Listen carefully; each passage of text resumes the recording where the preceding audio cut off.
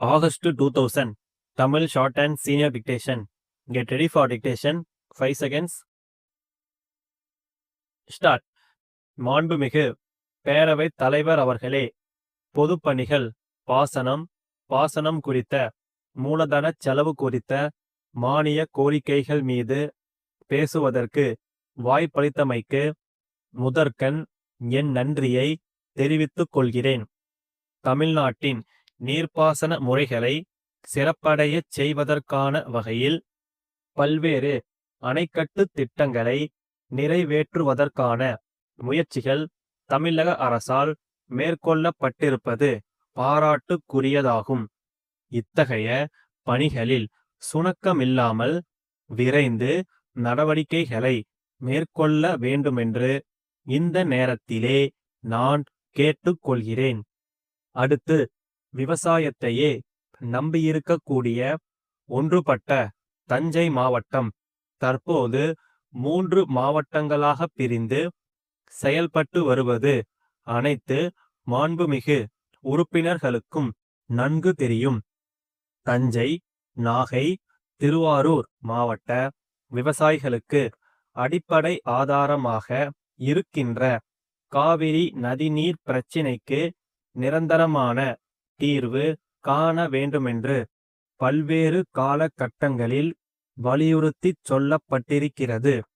இருந்தாலும் கூட இதுவரை ஒரு நிரந்தர தீர்வு ஏற்படாதது விவசாயிகளிடையே நம்பிக்கையின்மையை ஏற்படுத்துகின்றது. நம்முடைய தமிழக முதல்வர் அவர்கள் இந்த பிரச்சினையில் தீர்வு காண பல்வேறு முயற்சிகளை மேற்கொண்டிருக்கின்றார்கள்.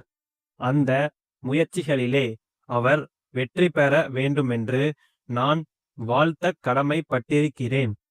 அடுத்து, தமிழ்நாட்டில் அனைத்து மாவட்டங்களிலும் உள்ள குளங்கள், ஏரிகள் மற்றும் மற்றைய நீர்ப்பாசன ஆதாரங்கள் தூர்ந்து விட்டன என்ற செய்தி பல்வேறு உறுப்பினர்களால் தெரிவிக்கப்பட்டது.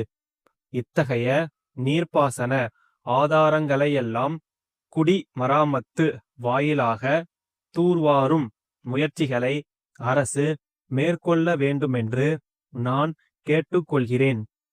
ஏரிகள், குளங்கள் அடிக்கடி மராமத்து செய்யப்படாமல் இருக்கின்ற காரணத்தால் ஆயக்கட்டு பகுதிகள் மிகவும் பாதிக்கப்படுகின்றன என்பதை கருத்திற்கொண்டு தக்க நடவடிக்கைகள் உடனடியாக எடுக்கப்பட வேண்டும். அடுத்து, நிலத்தடி நீர் கணிசமான அளவிற்கு குறைந்து விட்டது என்று பல பகுதிகளிலும் சொல்லப்படுகிறது. எனவே நிலத்தடி நீரை அதிகரிப்பதற்கு என்று வல்லுநர்களை கொண்டு ஒரு சிறப்பு திட்டத்தை தயாரிக்க உரிய முயற்சிகளை அரசு மேற்கொள்ள வேண்டுமென்று கேட்டுக்கொள்கிறேன். இந்த நேரத்தில் காவிரி தாமிரபரணி மற்றும் கங்கை காவிரி இணைப்பு போன்ற தேசிய திட்டங்களை நிறைவேற்றுவதற்கு தேவையான முன்முயற்சிகளை மத்திய அரசு மேற்கொள்ள வேண்டுமென்று நம்முடைய மாநில அரசு வலியுறுத்த வேண்டுமென்று நான் தெரிவிக்க கடமைப்பட்டிருக்கிறேன். கடைசியாக ஒரு கருத்தை தெரிவித்து என் உரையை நிறைவு செய்யலாமென்று கருதுகிறேன். இப்போது காவிரி ஆற்றின் மூலம் தமிழகத்திற்கு வரவேண்டிய தண்ணீரின் அளவு நாளொரு மேனியும் பொழுதொரு வண்ணமுமாக குறைந்து கொண்டே இருக்கின்ற நிலையில் கடலில் சென்று விழும் மழை தண்ணீரை சேமித்து வைக்க தமிழக அரசு நல்லதொரு திட்டத்தை தீட்டி செயல்படுத்த வேண்டுமென்று கேட்டு பேசுவதற்கு வாய்ப்பளித்த தலைவருக்கு நன்றி கூறி உரையை முடிக்கிறேன்.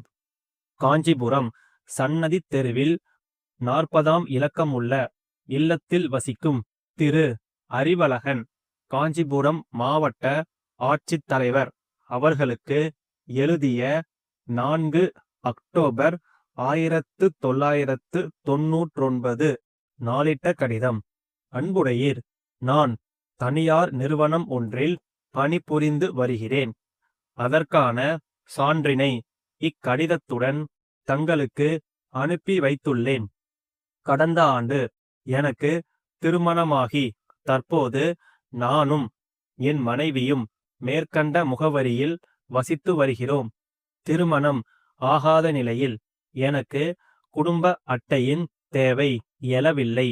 திருமணமான பிறகு அத்தியாவசிய பொருட்கள் பெறுவதற்கு குடும்ப அட்டை தேவைப்படுவதால் சம்பந்தப்பட்ட அலுவலருக்கு குடும்ப அட்டை வழங்கிட ஆவண செய்ய வேண்டுமென்று மனு செய்து 9 மாதங்கள் ஆகியும் குடும்ப அட்டை இதுவரை கிடைக்கப் பெறவில்லை.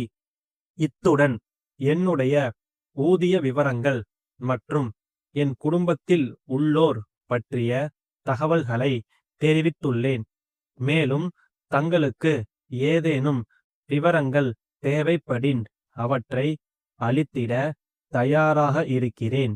எனக்கு விரைவில் குடும்ப அட்டை கிடைக்க ஆவண செய்ய வேண்டுமென்று பணிவுடன் கேட்டுக்கொள்கிறேன். தங்கள் நம்பிக்கையுள்ள ஸ்டாப்.